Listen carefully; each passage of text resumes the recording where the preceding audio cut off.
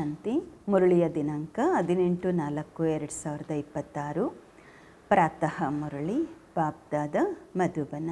ತಂದೆ ತಿಳಿಸುತ್ತಾರೆ, ಮಧುರ ಮಕ್ಕಳೇ, ತಾವು ತಂದೆಯ ಮೂಲಕ ಸನ್ಮುಖದಲ್ಲಿ ಓದುತ್ತಿದ್ದೀರಾ.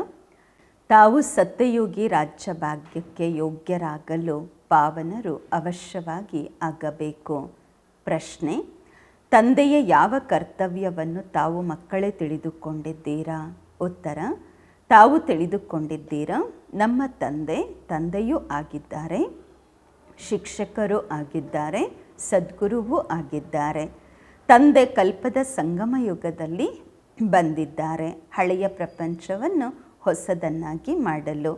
ಒಂದೇ ಆದಿ ಸನಾತನ ದೇವಿ ದೇವತಾ ಧರ್ಮದ ಸ್ಥಾಪನೆ ಮಾಡಲು.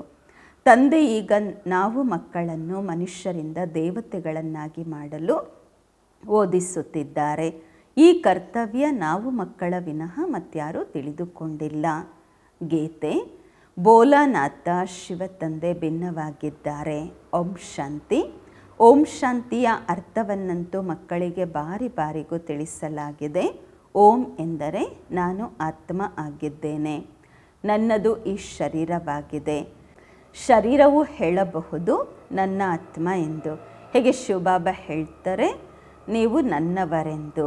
ಮಕ್ಕಳು ಹೇಳುತ್ತೀರಾ, ಬಾಬಾ ನೀವು ನಮ್ಮವರೆಂದು. ಹಾಗೆಯೇ ಆತ್ಮ ಹೇಳುತ್ತೆ ನನ್ನ ಶರೀರ ಎಂದು, ಶರೀರ ಹೇಳುತ್ತೆ ನನ್ನ ಆತ್ಮ ಎಂದು.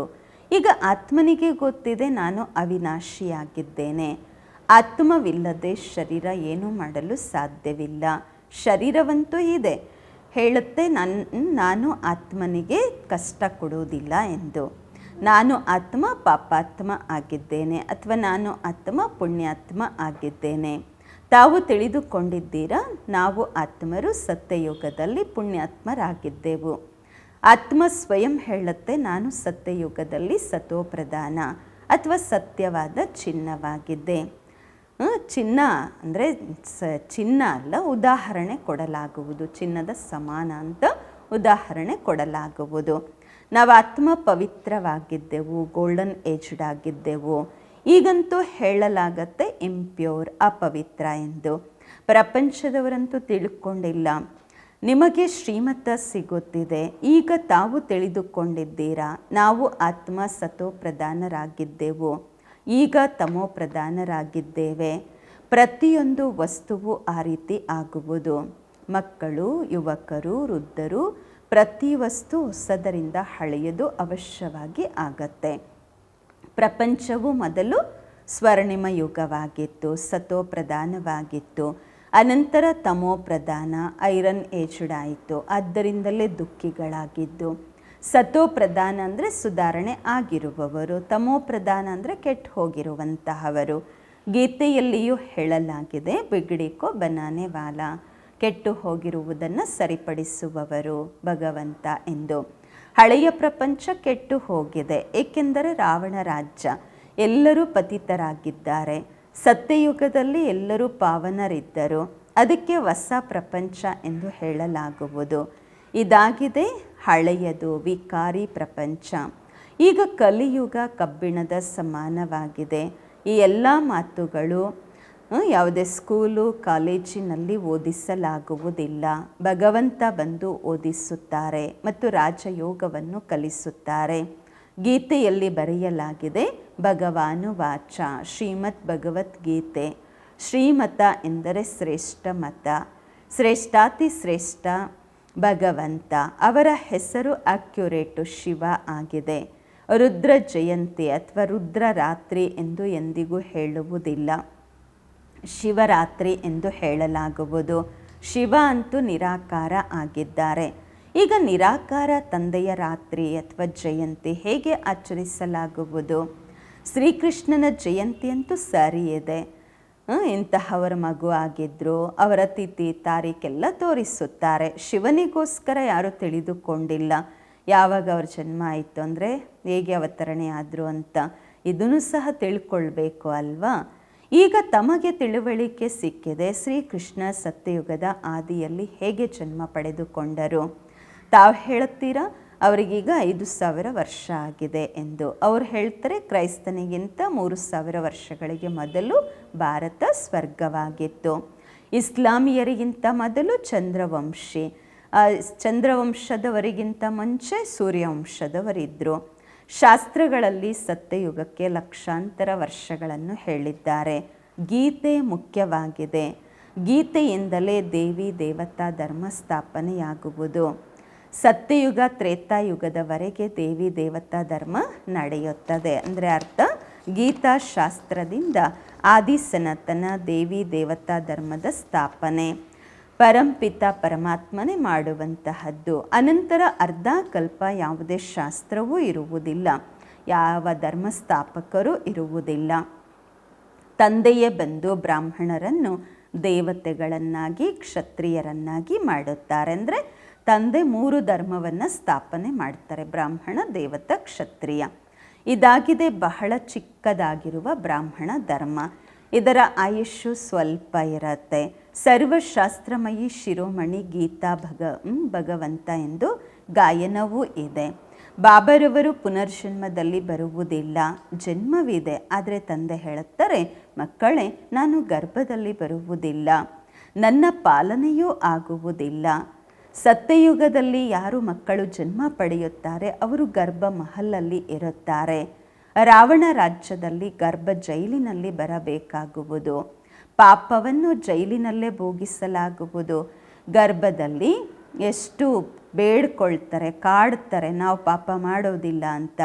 ಆದರೆ ಇದಿರುವುದೇ ಪಾಪಾತ್ಮಗಳ ಪ್ರಪಂಚ. ಹೊರಗೆ ಬರುವುದರಿಂದ ಮತ್ತೆ ಪಾಪ ಮಾಡಲು ಶುರು ಮಾಡುತ್ತಾರೆ. ಅಲ್ಲಿಂದ ಅಲ್ಲೇ ಗರ್ಭ ಜೈಲಲ್ಲಿದ್ದಾಗ ಏನು ಹೇಳ್ತಾರೆ, ಭಗವಂತ ಆಚೆ ಕಳಿಸಿ ನಾವು ಪಾಪ ಮಾಡಲ್ಲ ಅಂತ ಹೇಳ್ತಾರೆ. ಅಲ್ಲಿಂದ ಅಲ್ಲೇ ಇರುತ್ತೆ. ಹೊರಗೆ ಬಂದಮೇಲೆ ಮತ್ತೆ ಪಾಪ ಮಾಡಲಿಕ್ಕೆ ಶುರು ಮಾಡ್ತಾರೆ.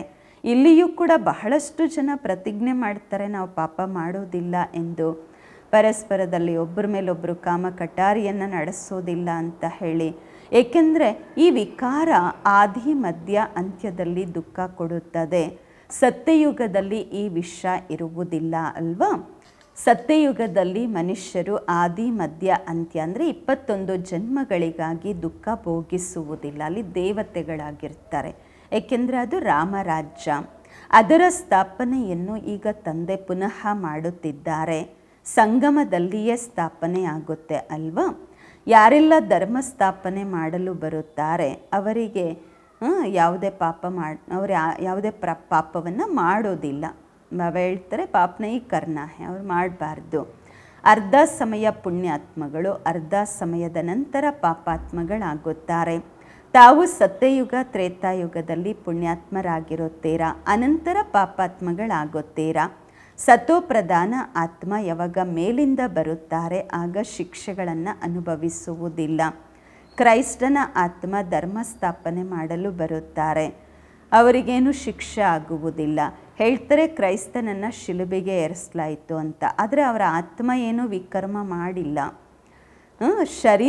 ಯಾವ ಶರೀರದಲ್ಲಿ ಪ್ರವೇಶ ಮಾಡಿದ್ರು ಅವ್ರಿಗೆ ದುಃಖ ಆಗತ್ತೆ, ಅವ್ರು ಸಹನೆ ಮಾಡಿಕೊಳ್ತಾರೆ.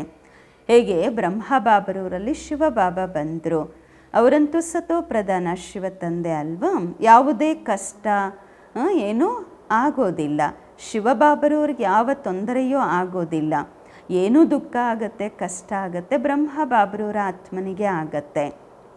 ಅವರಂತೂ ಸದಾ ಸುಖ ಶಾಂತಿಯಲ್ಲೇ ಇರುವವರು ಶಿವ ತಂದೆ, ಎವ್ವರ್ ಸತೋ ಪ್ರಧಾನ. ಆದರೆ ಬರ್ತಾರೆ ಈ ಹಳೆಯ ಶರೀರದಲ್ಲಿ ಅಲ್ವಾ. ಹೀಗೆ ಕ್ರೈಸ್ತನ ಆತ್ಮ ಯಾರಲ್ಲಿ ಪ್ರವೇಶ ಮಾಡುತ್ತಾರೆ ಆ ಶರೀರಕ್ಕೆ ದುಃಖ ಆಗಬಹುದು, ಆತ್ಮನಿಗೆ ಅಲ್ಲ. ಅಂದರೆ ಯಾರು ಪ್ರವೇಶ ಮಾಡಿದರೆ ಅವ್ರಿಗೆ ಆಗೋದಿಲ್ಲ. ಕ್ರೈಸ್ತನ ಆತ್ಮನಿಗೆ ದುಃಖ ಭೋಗಿಸೋ ಅವಶ್ಯಕತೆ ಇರೋದಿಲ್ಲ. ಏಕೆಂದರೆ ಸತ್ತೋ ರಶೋ ತಮೋನಲ್ಲಿ ಅವ್ರು ಬರ್ತಾರೆ, ಯಾರು ದೇಹದಲ್ಲಿ ಇದ್ದರೂ ಅವ್ರು ಬರ್ತಾರೆ. ಪರಕಾಯ ಪ್ರವೇಶ ಯಾರಾಗ್ತಾರೆ ಅವ್ರಿಗಾಗೋದಿಲ್ಲ ಅಲ್ವಾ. ಅಂದರೆ ಯಾವ ಆತ್ಮ ಧರ್ಮ ಸ್ಥಾಪನೆಗಾಗಿ ಬರ್ತಾರೆ ಅವ್ರಿಗೇನಾಗೋದಿಲ್ಲ. ಹೊಸ ಹೊಸ ಆತ್ಮರು ಬರ್ತಾ ಇರ್ತಾರೆ. ಅವರಿಗೆ ಮೊದಲು ಅವಶ್ಯವಾಗಿ ಸುಖ ಸಿಗುವುದು, ದುಃಖ ಇರೋದಿಲ್ಲ. ಲಾನೇ ಹೇಳೋದಿಲ್ಲ ದುಃಖ ಫಸ್ಟು ಅಂತ. ಮೊದಲು ಆತ್ಮ ಸತ್ವ ಪ್ರಧಾನ ಇರುವುದರಿಂದ ದುಃಖ ಆಗೋದಿಲ್ಲ. ಇವರಲ್ಲಿ ಬ್ರಹ್ಮಬಾಬರವರಲ್ಲಿ ಶಿವತಂದೆ ಕೊಳುತ್ತಿದ್ದಾರೆ ಅಂತ ಅಂದರೆ ಶಿವತಂದೆಗೆ ಯಾವ ಕಷ್ಟ ಇಲ್ಲ, ಬ್ರಹ್ಮಬಾಬರವ್ರಿಗೆ ಕಷ್ಟ ಆಗತ್ತೆ, ಶಿವಬಾಬರವ್ರಿಗಲ್ಲ. ಆದರೆ ಈ ಮಾತುಗಳನ್ನು ನೀವಷ್ಟೇ ತಿಳಿದುಕೊಂಡಿದ್ದೀರಾ, ಮತ್ತು ಯಾರಿಗೂ ಸಹ ಗೊತ್ತಿಲ್ಲ. ಈ ಎಲ್ಲ ರಹಸ್ಯವನ್ನು ಈಗ ತಂದೆ ಕುಳಿತು ತಿಳಿಸುತ್ತಾರೆ. ಈ ಸಹಜ ರಾಜಯೋಗದಿಂದಲೇ ಸ್ಥಾಪನೆಯಾಗಿತ್ತು. ಅನಂತರ ಭಕ್ತಿ ಮಾರ್ಗದಲ್ಲಿ ಈ ಮಾತುಗಳೆಲ್ಲ ಗಾಯನವಾಯಿತು. ಈ ಸಂಗಮ ಯುಗದಲ್ಲಿ ಏನೂ ನಡೆಯುತ್ತೆ ಅದು ಗಾಯನಕ್ಕೆ ಯೋಗ್ಯವಾಗುವುದು. ಭಕ್ತಿ ಮಾರ್ಗ ಶುರುವಾಗತ್ತೆ. ಅನಂತರ ಶಿವ ತಂದೆಯ ಪೂಜೆ ನಡೆಯುತ್ತದೆ. ಮೊಟ್ಟ ಮೊದಲು ಭಕ್ತಿ ಯಾರು ಮಾಡುತ್ತಾರೆ? ಯಾವಾಗ ಲಕ್ಷ್ಮೀನಾರಾಯಣರು ರಾಜ್ಯ ಮಾಡ್ತಾ ಇದ್ರು, ಪೂಜ್ಯರಾಗಿದ್ದರು. ಅನಂತರ ವಾಮ ಮಾರ್ಗದಲ್ಲಿ ಬಂದುಬಿಡುತ್ತಾರೆ. ಪೂಜ್ಯರಿಂದ ಪೂಜಾರಿಗಳಾಗುತ್ತಾರೆ. ತಂದೆ ತಿಳಿಸುತ್ತಾರೆ, ತಾವು ಮಕ್ಕಳಿಗೆ ಮೊಟ್ಟ ಮೊದಲು ಇದು ಬುದ್ಧಿಯಲ್ಲಿ ಬರಬೇಕು. ನಿರಾಕಾರ ಪರಂಪಿತ ಪರಮಾತ್ಮ ಇವರ ಮೂಲಕ ನಮಗೆ ಓದಿಸುತ್ತಿದ್ದಾರೆ. ಈ ರೀತಿ ಬೇರೆ ಯಾವುದೇ ಸ್ಥಾನದಲ್ಲಿ ವಿಶ್ವದಲ್ಲಿ ಇಲ್ಲ. ಈ ರೀತಿ ಸ್ವಯಂ ಭಗವಂತ ಕುಳಿತು ಓದಿಸುವಂತಹ ಸ್ಥಾನ ಯಾವುದೂ ಇಲ್ಲ. ಬಾಬಾರವರೇ ಬಂದು ಭಾರತವನ್ನು ಪುನಃ ಸ್ವರ್ಗವನ್ನಾಗಿ ಮಾಡುತ್ತಾರೆ. ನಮ್ಮೆಲ್ಲರಿಗೂ ಸ್ವರ್ಗದ ಆಸ್ತಿ ಕೊಡುತ್ತಾರೆ. ತ್ರಿಮೂರ್ತಿ ಚಿತ್ರದ ಕೆಳಗೆ ಬರೀಬೇಕು. ಚಿತ್ರದಲ್ಲಿ ನಿರ್ವಿಕಾರಿ ಪ್ರಪಂಚ, ಗಾಡ್ ಫಾದರ್ಲಿ ಬರ್ತ್ ರೈಟ್ ಆಗಿದೆ. ಈಶ್ವರಿಯ ಜನ್ಮಸಿದ್ಧ ಅಧಿಕಾರವಾಗಿದೆ. ಶಿವತಂದೆ ಬಂದು ತಾವು ಮಕ್ಕಳಿಗೆ ಸ್ವರ್ಗದ ರಾಜ್ಯ ಭಾಗ್ಯದ ಆಸ್ತಿಯನ್ನು ಕೊಡುತ್ತಿದ್ದಾರೆ, ಯೋಗ್ಯರನ್ನಾಗಿ ಮಾಡುತ್ತಿದ್ದಾರೆ. ತಾವು ತಿಳಿದುಕೊಂಡಿದ್ದೀರಾ, ಬಾಬಾರವರು ನಮ್ಮನ್ನು ಯೋಗ್ಯ ಮಾಡುತ್ತಿದ್ದಾರೆ. ನಾವು ಪತಿತರಾಗಿದ್ವಿ ಅಲ್ವಾ, ಪಾವನರಾಗ್ಬಿಟ್ವಿ ಅಂದರೆ ಈ ಶರೀರ ಇರೋದಿಲ್ಲ. ರಾವಣನ ಮೂಲಕ ನಾವು ಪತಿತರಾಗಿದ್ದೆವು. ಅನಂತರ ಪರಂಪಿತ ಪರಮಾತ್ಮ ಪಾವನರನ್ನಾಗಿ ಮಾಡಿ ಪಾವನ ಪ್ರಪಂಚಕ್ಕೆ ಮಾಲೀಕರನ್ನಾಗಿ ಮಾಡುತ್ತಾರೆ. ಆ ಜ್ಞಾನ ಸಾಗರ ಶಿವ ತಂದೆ ಪತಿತ ಪಾವನ ಆಗಿದ್ದಾರೆ. ಆ ನಿರಾಕಾರ ತಂದೆ ನಮಗೆ ಓದಿಸುತ್ತಿದ್ದಾರೆ. ಎಲ್ಲರೂ ಒಟ್ಟಿಗೆ ಕುಳಿತು ಓದೋದಿಲ್ಲ. ಸನ್ಮುಖದಲ್ಲಿ ನೀವು ಕೆಲವರು ಕುಳಿತಿದ್ದೀರಾ, ಬಾಕಿ ಎಲ್ಲ ಮಕ್ಕಳು ತಿಳಿದುಕೊಂಡಿದ್ದಾರೆ. ಈಗ ಶಿವ ತಂದೆ ಬ್ರಹ್ಮರವರ ತನುವಿನಲ್ಲಿ ಕುಳಿತು ಸೃಷ್ಟಿಯ ಆದಿ ಮಧ್ಯ ಅಂತ್ಯದ ಜ್ಞಾನವನ್ನು ತಿಳಿಸುತ್ತಿದ್ದಾರೆಂದು ಮುರುಳಿ ಬರವಣಿಗೆಯ ಮೂಲಕ ಸಿಗುವುದು. ಮತ್ತು ಅನ್ಯ ಸತ್ಸಂಗಗಳಲ್ಲಿ ಆ ರೀತಿ ತಿಳಿದುಕೊಳ್ಳುವುದಿಲ್ಲ. ಈ ಕಾಲದಲ್ಲಿ ಟೇಪ್ ಮೆಷನ್ನು ಸಹ ಬಂದಿದೆ ಅಲ್ವಾ, ಅದಕ್ಕೋಸ್ಕರ ಮೊದಲೇ ಸಿಕ್ಬಿಡುತ್ತೆ. ಅಂದರೆ ಈಗ ಫೋನ್ ಇದೆ, ಮೇಲ್ಸ್ ಇದೆ, ವಾಟ್ಸಪ್ ಇದೆ. ಸೊ ಹಾಗಾಗಿ ಕಳಿಸ್ಲಾಗತ್ತೆ, ಮೊದಲೇ ಸಿಗತ್ತೆ. ಅವ್ರು ಹೇಳ್ತಾರೆ, ಇಂತಹ ಲೌಕಿಕದವರಾದರೆ ಹೇಳ್ತಾರೆ, ಬೇರೆ ಸತ್ಸಂಗಗಳಲ್ಲಿ ಇಂತಹ ಗುರುವಿನ ಹೆಸರು ಕೇಳಿದ್ದೀವಿ, ಇಂತಹ ಹೆಸರಿನ ಗುರುಗಳು ನಮಗೆ ಹೇಳ್ತಾರೆ ಎಂದು ಬುದ್ಧಿಯಲ್ಲಿ ಮನುಷ್ಯರಿರ್ತಾರೆ. ಇಲ್ಲಂತೂ ಆ ಮಾತಿಲ್ಲ. ಇಲ್ಲಂತೂ ನಿರಾಕಾರ ಪರಮಾತ್ಮ ಜ್ಞಾನಪೂರ್ಣ ಅವರು ಓದಿಸ್ತಿದ್ದಾರೆ. ಮನುಷ್ಯರಿಗೆ ನಾಲೆಜ್ಫುಲ್ ಅಂತ ಹೇಳಲಿಕ್ಕಾಗೋದಿಲ್ಲ. ಗಾಯನವೂ ಮಾಡ್ತಾರೆ, God father is knowledgeful, peaceful, blissful ಅಂತ ಹೇಳಿ. ಆಸ್ತಿನೂ ಸಹ ಬೇಕಲ್ವ, ತಂದೆಯಿಂದ ಆಸ್ತಿ ಸಿಗತ್ತೆ. ಅವರಲ್ಲಿ ಯಾವ ಗುಣಗಳಿದೆ ಅದು ಮಕ್ಕಳಿಗೆ ಸಿಗತ್ತೆ. ಈಗ ಅದೆಲ್ಲ ಸಿಗ್ತಾ ಇದೆ. ಗುಣಗಳನ್ನು ಧಾರಣೆ ಮಾಡಿಕೊಂಡು ನಾವು ಈ ರೀತಿ ಲಕ್ಷ್ಮೀನಾರಾಯಣರಾಗುತ್ತಿದ್ದೇವೆ. ಎಲ್ಲರೂ ರಾಜ ರಾಣಿ ಆಗೋದಿಲ್ಲ. ಎಲ್ಲರೂ ರಾಜ ರಾಣಿ ಆಗಲ್ಲ. ಗಾಯನವೂ ಇದೆ, ರಾಜ ರಾಣಿ ವಜೀರ್.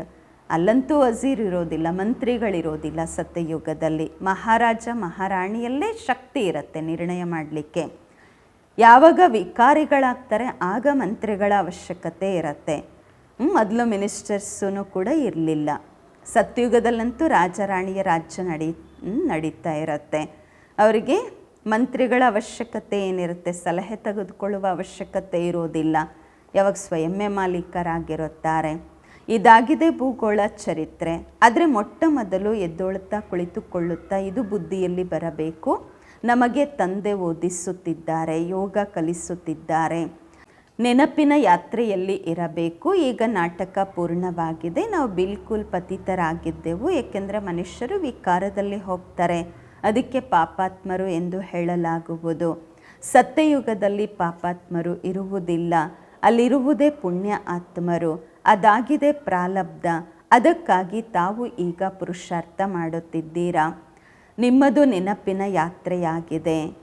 ಭಾರತದ ಯೋಗ ಎಂದು ಹೇಳಲಾಗುವುದು, ಆದರೆ ಅರ್ಥವನ್ನು ತಿಳಿದುಕೊಂಡಿಲ್ಲ. ಯೋಗ ಅಂದರೆ ಅರ್ಥ ನೆನಪು, ಬಾಬರವರ ನೆನಪು. ಈ ನೆನಪಿನಿಂದ ವಿಕರ್ಮ ವಿನಾಶವಾಗುವುದು. ಅನಂತರ ಶರೀರ ಬಿಟ್ಟು ಮನೆಗೆ ಹೋಗುತ್ತೀರಾ, ಅದಕ್ಕೆ ಮಧುರ ಮನೆ ಎಂದು ಹೇಳಲಾಗುವುದು. ಆತ್ಮ ಹೇಳುತ್ತೆ, ನಾವು ಆ ಶಾಂತಿಧಾಮದ ನಿವಾಸಿಗಳಾಗಿದ್ದೇವೆ, ನಾವು ಅಲ್ಲಿಂದ ಅಶರೀರಿಯಾಗಿ ಬಂದೆವು, ಇಲ್ಲಿ ಪಾತ್ರ ಮಾಡಲು ಶರೀರ ಪಡೆದುಕೊಂಡೆವು. ಇದನ್ನು ಸಹ ತಿಳಿಸಲಾಗಿದೆ. ಮಾಯೆ ಎಂದು ಪಂಚವಿಕಾರಗಳಿಗೆ ಹೇಳಲಾಗುವುದು. ಪಂಚಭೂತಗಳು ಕಾಮದ ಭೂತ, ಕ್ರೋಧದ ಭೂತ, ನಂಬರ್ 1 ಆಗಿದೆ ದೇಹಾಭಿಮಾನದ ಭೂತ. ತಂದೆ ತಿಳಿಸುತ್ತಾರೆ, ಸತ್ಯಯುಗದಲ್ಲಿ ಈ ವಿಕಾರ ಇರುವುದಿಲ್ಲ, ಅದಕ್ಕೆ ನಿರ್ವಿಕಾರಿ ಪ್ರಪಂಚ ಎಂದು ಹೇಳಲಾಗುವುದು. ವಿಕಾರಿ ಪ್ರಪಂಚವನ್ನು ನಿರ್ವಿಕಾರಿಯನ್ನಾಗಿ ಮಾಡುವುದು ಬಾಬಾರವರ ಕೆಲಸವಾಗಿದೆ. ಅವರಿಗೆ ಸರ್ವಶಕ್ತಿವಂತ, ಜ್ಞಾನಸಾಗರ, ಪತಿತ ಪಾವನ ಎಂದು ಹೇಳಲಾಗುವುದು. ಈ ಸಮಯದಲ್ಲಿ ಎಲ್ಲರೂ ಭ್ರಷ್ಟಾಚಾರದಿಂದ ಜನ್ಮ ಪಡೆದುಕೊಳ್ಳುತ್ತಾರೆ. ಸತ್ಯಯುಗದಲ್ಲಿ ನಿರ್ವಿಕಾರಿ ಪ್ರಪಂಚವಿರುವುದು. ಬಾಬಾ ಹೇಳುತ್ತಾರೆ, ಈಗ ನಿಮ್ಮನ್ನು ವಿಕಾರಿಯಿಂದ ನಿರ್ವಿಕಾರಿಯನ್ನಾಗಿ ರಾವಣ ಮಾಡಿದ್ರು, ಈಗ ನಾನು ನಿಮ್ಮನ್ನು ವಿಕಾರಿಗಳಿಂದ ನಿರ್ವಿಕಾರಿಯನ್ನಾಗಿ ಮಾಡುತ್ತಿದ್ದೇನೆ. ಈಗ ತಾವು ಪಾವನರಾಗಬೇಕು, ನಿರ್ವಿಕಾರಿ ಆಗಬೇಕು. ಕೆಲವರು ಹೇಳ್ತಾರೆ, ವಿಕಾರ ಇಲ್ಲ ಅಂದರೆ ಮಕ್ಕಳ ಜನ್ಮ ಹೇಗಾಗತ್ತೆ ಎಂದು. ಬಾಬಾ ಹೇಳ್ತಾರೆ, ಮಕ್ಕಳೇ ಈಗ ನಿಮ್ಮದು ಅಂತಿಮ ಜನ್ಮ, ಈ ಮೃತ್ಯುಲೋಕವೇ ಸಮಾಪ್ತಿಯಾಗಬೇಕಾಗಿದೆ, ಇದರ ನಂತರ ವಿಕಾರಿಗಳಿರೋದೇ ಇಲ್ಲ. ಅದಕ್ಕೋಸ್ಕರ ಬಾಬಾರವರ ಜೊತೆ ಪವಿತ್ರರಾಗಿರುವ ಪ್ರತಿಜ್ಞೆ ಮಾಡಬೇಕು. ಹೇಳ್ತಾರೆ ಬಾಬಾ, ನಾವು ನಿಮ್ಮಿಂದ ಅವಶ್ಯವಾಗಿ ಆಸ್ತಿಯನ್ನು ಪಡೆಯುತ್ತೇವೆ ಎಂದು ಪ್ರತಿಜ್ಞೆ ಮಾಡ್ತಾರೆ. ಕೆಲವರು ಸುಳ್ಳು ಪ್ರತಿಜ್ಞೆಯನ್ನು ಮಾಡುತ್ತಾರೆ. ಯಾರಿಗೆ ಭಗವಂತ ಅಂತ ಹೇಳಲಾಗತ್ತೆ ಅವರು ಮುಂದೆ ಪ್ರತಿಜ್ಞೆ ಮಾಡುತ್ತಾರೆ, ಅವರನ್ನೇ ತಿಳ್ಕೊಂಡಿಲ್ಲ. ಹೇಗೆ ಬರ್ತಾರೆ, ಯಾವಾಗ ಬರ್ತಾರೆ, ಅವರ ನಾಮ ರೂಪ ದೇಶ ಕಾಲ ಏನಾಗಿದೆ ಏನನ್ನು ತಿಳಿದುಕೊಂಡಿಲ್ಲ. ತಂದೆ ಬಂದು ತನ್ನ ಪರಿಚಯವನ್ನು ಕೊಡುತ್ತಾರೆ. ಈಗ ತಮಗೆ ಪರಿಚಯ ಸಿಕ್ಕಿದೆ. ಪ್ರಪಂಚದಲ್ಲಿ ಬೇರೆ ಯಾರೂ ಸಹ ಗಾಡ್ ಫಾದರ್ ಭಗವಂತನನ್ನು ಯಥಾರ್ಥವಾಗಿ ತಿಳಿದುಕೊಂಡಿಲ್ಲ. ಕರೆಯುತ್ತಾರೆ, ಪೂಜೆಯೂ ಮಾಡುತ್ತಾರೆ, ಆದರೆ ಕರ್ತವ್ಯಗಳನ್ನು ತಿಳಿದುಕೊಂಡಿಲ್ಲ. ಈಗ ತಾವು ತಿಳಿದುಕೊಂಡಿದ್ದೀರಾ, ಪರಂಪಿತ ಪರಮಾತ್ಮ ನಮ್ಮ ತಂದೆ, ಶಿಕ್ಷಕ, ಸದ್ಗುರುವಾಗಿದ್ದಾರೆ. ಆ ತಂದೆ ಸ್ವಯಂ ಪರಿಚಯ ಕೊಟ್ಟಿದ್ದಾರೆ. ನಾನು ನಿಮ್ಮ ತಂದೆಯಾಗಿದ್ದೇನೆ, ನಾನು ಈ ಶರೀರದಲ್ಲಿ ಪ್ರವೇಶ ಮಾಡಿದ್ದೇನೆ. ಪ್ರಜಾಪಿತ ಬ್ರಹ್ಮರವರ ಮೂಲಕ ಸ್ಥಾಪನೆಯಾಗುವುದು. ಯಾವುದರ ಸ್ಥಾಪನೆ? ಬ್ರಾಹ್ಮಣರ ಸ್ಥಾಪನೆ. ಅನಂತರ ತಾವು ಬ್ರಾಹ್ಮಣರು ಓದಿ ದೇವತೆಗಳಾಗುತ್ತೀರಾ. ನಾನೇ ಬಂದು ನಿಮ್ಮನ್ನು ಶೂದ್ರರಿಂದ ಬ್ರಾಹ್ಮಣರನ್ನಾಗಿ ಮಾಡುತ್ತಿದ್ದೇನೆ. ತಂದೆ ಹೇಳುತ್ತಾರೆ, ನಾನು ಬಂದಿದ್ದೇನೆ ಕಲ್ಪದ ಸಂಗಮ ಯುಗದಲ್ಲಿ. ಕಲ್ಪ ಎಂದು 5000 ವರ್ಷಗಳ ಅವಧಿಗೆ ಹೇಳಲಾಗುವುದು. ಈ ಸೃಷ್ಟಿ ಚಕ್ರವಂತೂ ಸುತ್ತುತ್ತಾ ಇರುವುದು. ನಾನು ಬಂದಿದ್ದೇನೆ ಹಳೆಯ ಪ್ರಪಂಚವನ್ನು ಹೊಸದನ್ನಾಗಿ ಮಾಡಲು. ಹಳೆಯ ಧರ್ಮಗಳ ವಿನಾಶ ಮಾಡಿಸಿ ಆದಿ ಸನಾತನ ದೇವಿ ದೇವತಾ ಧರ್ಮದ ಸ್ಥಾಪನೆ ಮಾಡುತ್ತೇನೆ. ತಾವು ಮಕ್ಕಳಿಗೆ ಓದಿಸುತ್ತಿದ್ದೇನೆ. ನಂತರ ತಾವು ಓದಿ 21 ಜನ್ಮಗಳಿಗಾಗಿ ಮನುಷ್ಯರಿಂದ ದೇವತೆಗಳಾಗುತ್ತೀರಾ.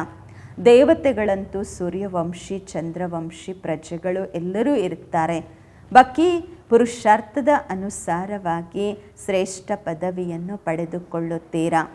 ಈಗ ಯಾರೆಷ್ಟು ಪುರುಷಾರ್ಥ ಮಾಡುತ್ತಾರೆ ಅದೇ ಕಲ್ಪಕಲ್ಪವು ನಡೆಯುವುದು. ತಿಳಿದುಕೊಳ್ಳುತ್ತಾರೆ ಕಲ್ಪಕಲ್ಪವು ಅಂತಹ ಪುರುಷಾರ್ಥ ಮಾಡಬೇಕು, ಅಲ್ಲಿ ಹೋಗಿ ಪದವಿ ಪಡೆಯುತ್ತೇವೆ. ಇದು ತಾವು ಮಕ್ಕಳ ಬುದ್ಧಿಯಲ್ಲಿದೆ. ನಮಗೆ ನಿರಾಕಾರ ಭಗವಂತ ಓದಿಸುತ್ತಿದ್ದಾರೆ. ಅವರನ್ನು ನೆನಪು ಮಾಡುವುದರಿಂದ ವಿಕರ್ಮ ವಿನಾಶವಾಗುವುದು. ನೆನಪೇ ಮಾಡದೆ ವಿಕರ್ಮ ವಿನಾಶವಾಗುವುದಿಲ್ಲ. ಮನುಷ್ಯರಿಗೆ ಇದು ಸಹ ಗೊತ್ತಿಲ್ಲ, ನಾವೆಷ್ಟು ಜನ್ಮ ಪಡೆದುಕೊಂಡಿದ್ದೇವೆ.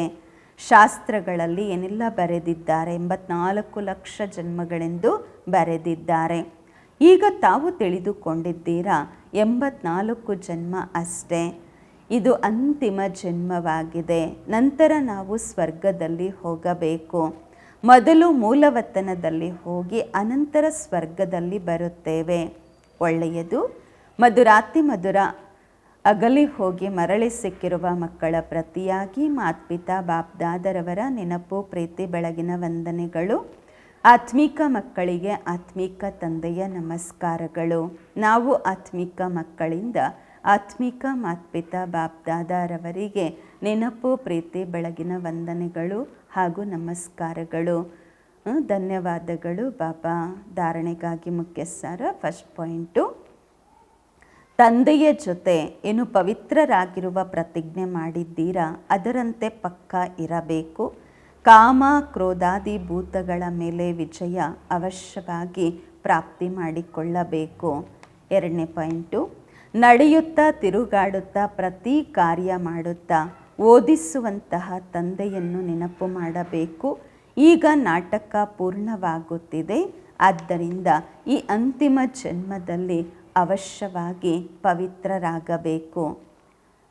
ವರದಾನ: ಸರ್ವ ಖಜಾನೆಗಳಿಂದ ಸಂಪನ್ನರಾಗಿ ಭರ್ಪೂರಾಗಿ ತಮ್ಮ ಮುಖದ ಮೂಲಕ ಸೇವೆ ಮಾಡುವಂತಹ ಸತ್ಯ ಸೇವಾದಾರಿ ಆಗಿರಿ. ಸರ್ವ ಖಜಾನೆಗಳಿಂದ ಭರ್ಪೂರಾಗಿ ತಮ್ಮ ಮುಖದ ಮೂಲಕ ಸೇವೆ ಮಾಡುವಂತಹ ಸತ್ಯ ಸೇವಾದಾರಿಗಳಾಗಿರಿ. ವರದಾನದ ವಿಶ್ಲೇಷಣೆ: ಯಾವ ಮಕ್ಕಳು ಸರ್ವ ಖಜಾನೆಗಳಿಂದ ಸದಾ ಸಂಪನ್ನ ಭರ್ಪೂರಿರ್ತಾರೆ ಅವರ ನಯನಗಳು ಮತ್ತು ಮಸ್ತಕದ ಮೂಲಕ ಈಶ್ವರಿಯ ನಶೆ ಕಾಣುವುದು. ಅವರ ಮುಖವೇ ಸೇವೆ ಮಾಡುತ್ತದೆ. ಯಾರ ಬಳಿ ಜಾಸ್ತಿ ಅಥವಾ ಕಡಿಮೆ ಜಮಾ ಆಗಿರುತ್ತೆ ಅದು ಸಹ ಅವರ ಮುಖದಿಂದ ಕಂಡುಬರುತ್ತದೆ. ಹೀಗೆ ಕೆಲವರು ಶ್ರೇಷ್ಠ ಕುಲದವರಿರುತ್ತಾರೆ, ಅವರ ಮುಖದಿಂದ ಆ ಹೊಳಪು ನಶೆ ಕಾಣುತ್ತದೆ. ಹಾಗೆ ನಿಮ್ಮ ಮುಖ ಪ್ರತಿ ಸಂಕಲ್ಪ, ಪ್ರತಿ ಕರ್ಮವನ್ನು ಸ್ಪಷ್ಟಪಡಿಸುತ್ತದೆ. ಸ್ಪಷ್ಟಪಡಿಸಬೇಕು, ಆಗ ಹೇಳಲಾಗತ್ತೆ ಸತ್ಯ ಸೇವಾದಾರಿಗಳೆಂದು. ಸ್ಲೋಗನ್: ಸಮಯ ಮತ್ತು ಸಂಕಲ್ಪದ ಖಜಾನೆಯನ್ನು ಉಳಿತಾಯ ಮಾಡಿ ಜಮಾದ ಖಾತೆಯನ್ನು ಹೆಚ್ಚಿಸಿಕೊಳ್ಳಿ. ಸಮಯ ಮತ್ತು ಸಂಕಲ್ಪಗಳ ಖಜಾನೆಯನ್ನು ಉಳಿತಾಯ ಮಾಡಿ ಜಮಾದ ಖಾತೆಯನ್ನು ಹೆಚ್ಚಿಸಿಕೊಳ್ಳಿ. ಅವ್ಯಕ್ತ ಇಶಾರೆ: ಮಹಾನರಾಗಲು ಮಧುರತೆ ಮತ್ತು ನಮ್ರತೆಯ ಗುಣವನ್ನು ಧಾರಣೆ ಮಾಡಿಕೊಳ್ಳಿ. ಯಾವಾಗ ಪರಸ್ಪರದಲ್ಲಿ ಸಿಹಿಯನ್ನು ತಿನ್ನಿಸುತ್ತೀರಾ ಅದರಲ್ಲಿ ಬಾಯಿ ಸ್ವಲ್ಪ ಸಮಯಕ್ಕೋಸ್ಕರ ಸಿಹಿ ಆಗತ್ತೆ, ಆದರೆ ಸ್ವಯಂವೇ ಮಧುರ ಆಗಬೇಡಿ, ನೀವೇ ಸಿಹಿ ಆಗಬೇಡಿ, ಮಧುರ ಆಗಬೇಡಿ. ಬಾಯಲ್ಲಿ ಸದಾ ಮಧುರ ಮಾತುಗಳೇ ಮಾತನಾಡುತ್ತಾ ಇರ್ತೀರಾ. ಹೀಗೆ ಸಿಹಿ ತಿಂದು ತಿನ್ನಿಸುವುದರಿಂದ ಖುಷಿ ಆಗತ್ತೆ, ಹಾಗೆ ಮಧುರ ಮಾತುಗಳು ಸ್ವಯಂಗೂ ಖುಷಿ ಪಡಿಸತ್ತೆ, ಬೇರೆಯವರನ್ನು ಖುಷಿ ಪಡಿಸತ್ತೆ. ಇದರಿಂದ ಸದಾ ಸರ್ವರ ಮುಖ ಮಧುರ ಮಾಡ್ತಾ ಇರಿ. ಸದಾ ಮಧುರ ದೃಷ್ಟಿ, ಮಧುರ ಮಾತು, ಮಧುರ ಕರ್ಮವಿರಲಿ. ಓಂ ಶಾಂತಿ.